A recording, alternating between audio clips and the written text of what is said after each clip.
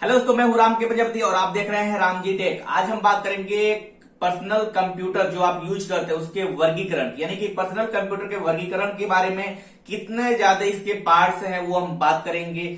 Actually में जो हम कंप्यूटर इस्तेमाल करते हैं उसके कितनी शाखाएं हैं इसके बारे में बात करेंगे। तो बिना टाइम वेस्ट किए चलिए शुरू करते हैं। कंप्यूटर का वर्गीकरण, यहाँ पर क्लासिफिकेशन के बेसिक पर जो कंप्यूटर में इस्तेमाल करते हैं उसको जो है 3 तरह में बांटा गया। जैसे मान लीजिए कि बेसिक साइज ऑफ कंप्यूटर, जो बेसिक साइज है उसके हिसाब से बांटा गया है। बेसिक फंक्शनैलिटी ऑफ कंप्यूटर के बारे में बांटा गया है 3, और इसके बाद से डाटा हैंडलिंग, यानी कि 3 तरह में आपको पार्ट मिल जाएंगे। ये तीनों अलग अलग टाइप के कंप्यूटर हैं और इनमें भी आपको 3 जो है वर्ग मिल जाएंगे। तो चलिए पहला देखते हैं, classification on the basic of size. Size के आधार पर हम जो है वर्गीकरण देखते हैं कंप्यूटर का। पहला जो है वो है सुपर कंप्यूटर, जो कि मतलब सुपर कंप्यूटर बहुत ज्यादा इस्तेमाल होता है। कहाँ इस्तेमाल होता है सुपर कंप्यूटर? सबसे उच्च प्रदर्शन करने वाला सिस्टम है ये। और सुपर कंप्यूटर एक सामान्य प्रयोजन के कंप्यूटर की तुलना में उच्च स्तर के प्रदर्शन वाला कंप्यूटर है। सुपर कंप्यूटर का वास्तविक प्रदर्शन MIPS के बजाय FLOPS में मापा जाता है। दुनिया के सभी सबसे तेज 500 सुपर कंप्यूटर लाइनेक्स आधारित ऑपरेटिंग सिस्टम पर चलते हैं, यानी कि लाइनेक्स पे चलते हैं और विंडो पर नहीं चलते भाई। यहाँ पर जो कुछ एग्जाम्पल है, पड़ाम ये जो सुपर कंप्यूटर है जो, और इसके बाद से जगुआर है, रोड रनर है। ओके, दूसरी बात कर लेते हैं मेन फ्रेम कंप्यूटर का। ये भी जो है साइज के आधार पर है। मेन फ्रेम कंप्यूटर देख सकते हैं, इसके इमेज में देख सकते हैं कैसा ये रहता है। और यहाँ पर इन्हें आमतौर पर बड़े लोहे के रूप में कहा जाता है क्योंकि इसमें बहुत ढेर सारा जो है लोहा लगा हुआ है। इनका उपयोग आमतौर पर बड़े संगठनों द्वारा थोक डेटा प्रोसेसिंग जैसे कि स्टैटिस्टिक्स, जनगणना, डेटा प्रोसेसिंग, लेन देन प्रसंस्करण के लिए किया जाता है। और व्यापक रूप से सर्वर के रूप में भी इसका इस्तेमाल किया जाता है क्योंकि इन प्रणालियों में अन्य वर्गों की तुलना में उच्च प्रसंस्करण क्षमता होती है। एग्जाम्पल में आप जो है IBM का ले सकते हैं। IBM Z सीरीज का कंप्यूटर, सिस्टम Z9 और सिस्टम Z10 का कंप्यूटर देख सकते हैं। इसे लोहा, इसमें बहुत ज्यादा लोहा इस्तेमाल किया जाता है, इसलिए इसको बिग आयरन कंप्यूटर भी कहा जाता है। नंबर तीसरे पर आते हैं मिनी कंप्यूटर। ये कंप्यूटर 1960 के दशक में बाजार में आए थे और मुख्य फ्रेम कंप्यूटर की तुलना में काफी सस्ती कीमत पर ये बेचे गए क्योंकि ये मिनी कंप्यूटर थे। ये वास्तव में नियंत्रण उपकरण, मानव संपर्क और संचार स्विचिंग के लिए, गणना और रिकॉर्ड रखने के लिए जो है इस्तेमाल किया जाता था। बाद में ये बहुत ज्यादा इस्तेमाल होने लगे। इसके बाद से जो है अभी क्या है, इसको बहुत हम लोग इस्तेमाल करते हैं। जो पर्सनल कंप्यूटर है, पर्सनल लैपटॉप है, जैसे कि यहाँ पे एग्जाम्पल देख सकते हैं, पर्सनल कंप्यूटर, पर्सनल लैपटॉप, उसको हम मिनी कंप्यूटर के रूप में ही देखते हैं। इसके बाद नंबर 4 पर आता है माइक्रो कंप्यूटर। माइक्रो कंप्यूटर का इस्तेमाल होता है, कहाँ होता है भाई? आप स्मार्ट वॉचेस यूज करते हैं, टैबलेट यूज करते हैं, वहां होता है। माइक्रो कंप्यूटर एक छोटा अपेक्षाकृत सस्ता कंप्यूटर है जिसमें एक माइक्रो प्रोसेसर CPU के रूप में होता है। इसमें एक माइक्रो प्रोसेसर, मेमोरी और एक मुद्रित सर्किट बोर्ड भी लगा रहता है। मुद्रित सर्किट बोर्ड मतलब मदरबोर्ड, इनपुट आउटपुट सर्किटरी शामिल है। तो ये माइक्रो कंप्यूटर होता है। समझ सकते हैं कि जो स्मार्ट वॉचेस है, टैबलेट है, उसमें इस्तेमाल किया जाता है। इसके बाद आते हैं classification of the basic of functionality, यानी कि फंक्शनैलिटी के बेस पर पर्सनल कंप्यूटर या कंप्यूटर का वर्गीकरण क्या कहता है। तो देखिए पहला जो आता है सर्वर कंप्यूटर, ठीक है। इसको अपने जो बड़े बड़े जो कंपनियां हैं, टेक कंपनियां हैं, जैसे गूगल हो गई, Amazon हो गई, या फिर जो है ट्विटर हो गया, जो भी डाटा कंपनी है जो सर्वर का ज्यादा इस्तेमाल, फेसबुक हो गया, फेसबुक का सर्वर हो गया, व्हाट्सएप का सर्वर होता है। तो सर्वर और कुछ नहीं बल्कि समर्पित कंप्यूटर एक तरह का कंप्यूटर है जो ग्राहकों को कुछ सेवाएं प्रदान करने के लिए स्थापित किया जाता है। उनके द्वारा दी जाने वाली सेवा के प्रकार के आधार पर उनका नाम रखा गया, जैसे सुरक्षा सर्वर, डेटाबेस सर्वर हो गया, जैसे कि फेसबुक का डेटा रहता है, गूगल का डेटा रहता है, यूट्यूब का डेटा रहता है। तो वो कहाँ रहता है? वो एक सर्वर कंप्यूटर पर रहता है, इसलिए इसे सर्वर कंप्यूटर कहते हैं।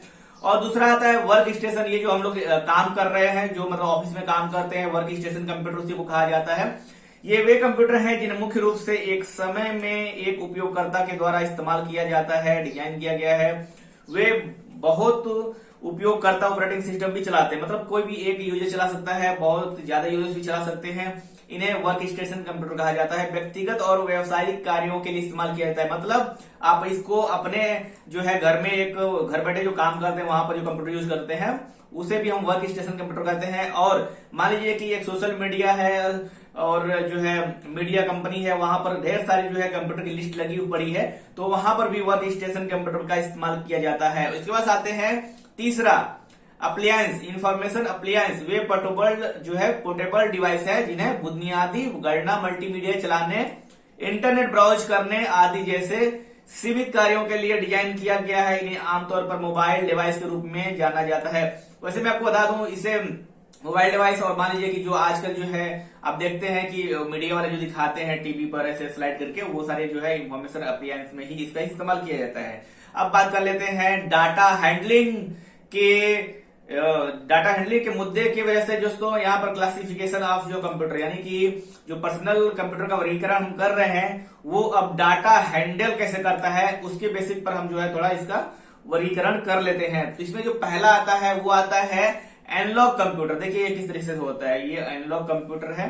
इसमें मतलब डाटा हैंडलिंग के लिए इस्तेमाल किया जाता है। एक एनालॉग कंप्यूटर का एक ऐसा रूप है जो समस्या को हल करने के लिए भौतिक तथ्य और इलेक्ट्रिकल, मैकेनिकल और हाइड्रोलिक मात्रा में निरंतर परिवर्तनीय पहलुओं का उपयोग करता है। तो इसे कहते हैं एनालॉग कंप्यूटर। उसके बाद बात आती है डिजिटल कंप्यूटर की।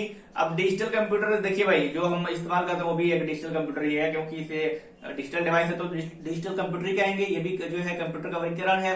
एक कंप्यूटर जो अंकों के रूप में प्रतिनिधित्व की गई मात्राओं के साथ गणना और तार्किक संचालन कंट्रोल मतलब करता है। आमतौर पर इसे 0 हो गया, 0 और 1 की बाइनरी संख्या प्रणाली में असतत रूप में व्यक्त की गई जानकारी को संसाधित करके समस्याओं को हल करने में सक्षम है, उसे कहते हैं डिजिटल कंप्यूटर। क्या कहते हैं भाई? डिजिटल कंप्यूटर कहते हैं। अब आइए तीसरे नंबर पर आते हैं, जो कि है हाइब्रिड कंप्यूटर। ठीक है, ये कंप्यूटर जो एनालॉग और डिजिटल दोनों को, मतलब दोनों जो हमने यहां पर बात की, डिजिटल कंप्यूटर और एनालॉग कंप्यूटर, ठीक है, इन दोनों को मिलाकर जो बनता है वो बनता है हाइब्रिड कंप्यूटर। हाइब्रिड कंप्यूटर वो है जो एनालॉग और डिजिटल दोनों की डाटा को प्रोसेस करता है। हाइब्रिड कंप्यूटर एक डिजिटल कंप्यूटर है जो एनालॉग सिग्नल को स्वीकार करता है, उन्हें डिजिटल में परिवर्तित करता है और उन्हें डिजिटल रूप में प्रोसेस भी करता है। तो इन दोनों का जो कंबाइन है डिजिटल कंप्यूटर और एनालॉग कंप्यूटर का, वो है हाइब्रिड कंप्यूटर। तो हमने देखिए यहाँ पर तीनों की मतलब जो हमने डाटा हैंडलिंग के नजर से भी देख लिया कंप्यूटर का वर्गीकरण। इसके अलावा हमने यहाँ पर बेसिक फंक्शनैलिटी के बेस पर भी हमने कंप्यूटर का वर्गीकरण देख लिया। इसके बाद हमने जो पहला जो देखा था वो था बेसिक साइज, मतलब साइज के नजर से कंप्यूटर का वर्गीकरण जो सबसे पहले आता है वो है सुपर कंप्यूटर। ठीक है, तो 3 तरह के जो है यहाँ पर हमने देखे कि मतलब जो कंप्यूटर का वर्गीकरण किया गया था वो साइज के नजर से किया गया था कि मतलब कंप्यूटर की साइज क्या होगी, फंक्शनैलिटी, कंप्यूटर काम कैसे करता है, उसका फंक्शन कैसे काम करेगा, उसके आधार पर 3 जो है वर्गीकरण हुए कंप्यूटर के। और साइज के हिसाब से यहाँ पर 4 जो है वर्गीकरण हुए और डाटा हैंडलिंग के हिसाब से जो है 3 हुए, जिसमें हमने देखा कि एक जो है एनालॉग कंप्यूटर है और उसके बाद से एक डिजिटल कंप्यूटर है और इन दोनों को जोड़ दिया जाए तो बनता है हाइब्रिड कंप्यूटर। ठीक है, हाइब्रिड कंप्यूटर। तो ये हमने आज सीखा कंप्यूटर के वर्गीकरण के बारे में।